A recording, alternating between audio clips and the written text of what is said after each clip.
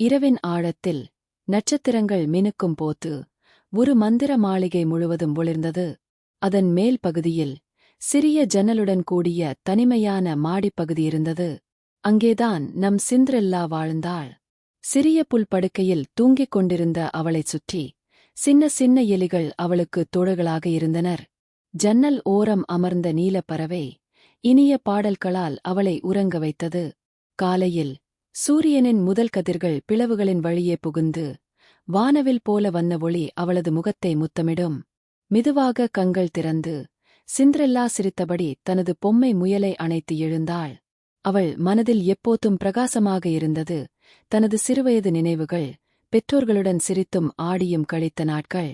அந்த இனிய நினைவுகளை பாதுகாக்க பழைய பட்டன்கள், வண்ண ரிப்பன்கள், சிறிய மணிகள் அனைத்தையும் சேகரித்து அழகான அலங்காரங்களாக மாற்றினாள். அவளது தினசரி வாழ்க்கை வேலைகளால் நிறைந்திருந்தது. முறிந்த பழைய சீப்பால் கூட அவள் தனது நீண்ட கூந்தலை அன்போடு சீவி ஒரு பெரிய வண்ண ரிப்பனை கட்டுவாள்.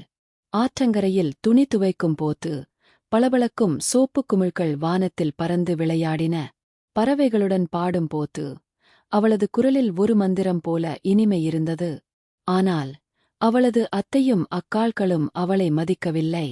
அவர்கள் சிரித்து கிண்டல் செய்தாலும் சில சமயம் அவள் மேல் களிமண் வீசினாலும் சிண்ட்ரெல்லா ஒருபோதும் மனம் உடைந்ததில்லை. ஒரு மெதுவான புன்னகையோடு அனைத்தையும் ஏற்றுக்கொண்டாள். ஏனெனில் அவளது உள்ளத்தில் எப்போதும் ஒரு நம்பிக்கை இருந்தது. இரவுகளில் மெழுகுவர்த்தி ஒளியில் மந்திரக் கதைகளைப் படித்து வண்ணமான கோட்டைகளையும் பறக்கும் உயிரினங்களையும் தனது புத்தகத்தில் வரைந்தாள். எலிகளுக்கும் பறவைகளுக்கும் கதை சொல்லி அவர்களுடன் சிரித்து உணவையும் பகிர்ந்தாள். அந்தச் சிறிய அறை கூட அவளுக்கு ஒரு உலகமாக இருந்தது. ஒருநாள் என் வாழ்க்கையும் மாறும் என்ற நம்பிக்கையோடு நட்சத்திரங்களோடு பேசுவது போல புன்னகைப்பாள். அவளது கனவுகள் இரவின் காற்றில் மிதந்து செல்லும் இசை போல இருந்தது. அவ்வாறு ஒரு மந்திரமாய் மின்னும் இரவில் சிண்ட்ரெல்லா தனது ஜன்னல் வழியே வெளியில் பார்த்தாள். மெல்லிய காற்று திரைகளை அசைத்தது. தொலைவில் ஒரு பிரகாசமான அரண்மனை போல ஒளி தெரிந்தது. அது அவளது எதிர்காலத்தைச் சுட்டிக்காட்டும் ஒரு சின்னமாக இருந்தது. அவள் தனது கையை ஜன்னலில் வைத்துக்கொண்டு மெதுவாக புன்னகைத்தாள்.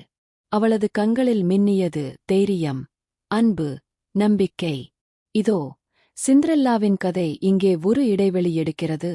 ஆனால் அடுத்த பகுதியில் அவளது கனவுகள் எவ்வாறு நனவாகின்றன என்பதை கண்டுபிடிக்க மறக்காமல் எங்களைத் தொடருங்கள்.